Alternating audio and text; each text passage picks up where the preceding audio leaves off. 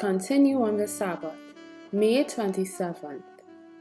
For this reason, the Jews persecuted Jesus and sought to kill him, because he had done these things on the Sabbath.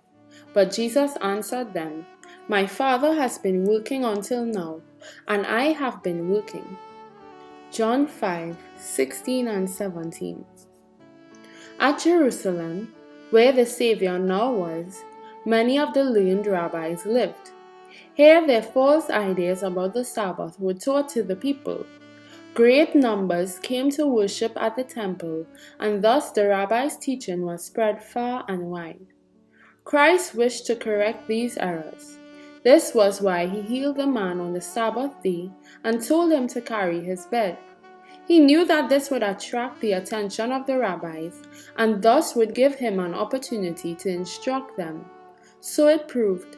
The Pharisees brought Christ before the Sanhedrin, the chief council of the Jews, to answer the charge of Sabbath breaking. The Savior declared that his action was in harmony with the Sabbath law. It was in harmony with the will and the work of God. "My Father worketh hitherto," he said, "and I work." John 5:17.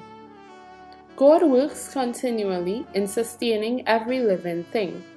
Was his work to cease upon the Sabbath day? Should God forbid the sun to fulfill its office on the Sabbath? Should he cut off its rays from warming the earth and nourishing vegetation? Should the brooks stay from watering the fields, and the waves of the sea still their ebbing and flowing? Must the wheat and maize stop growing, and the trees and flowers put forth no bud or blossom on the Sabbath?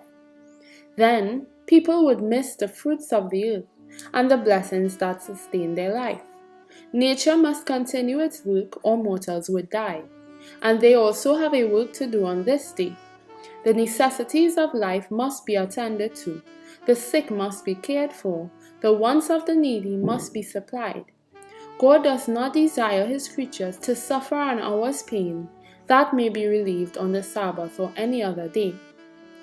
Heaven's work never ceases, and we should never rest from doing good. Our own work the law forbids us to do on the rest day of the Lord. The toil for a livelihood must cease. No labor for worldly pleasure or profit is lawful upon that day.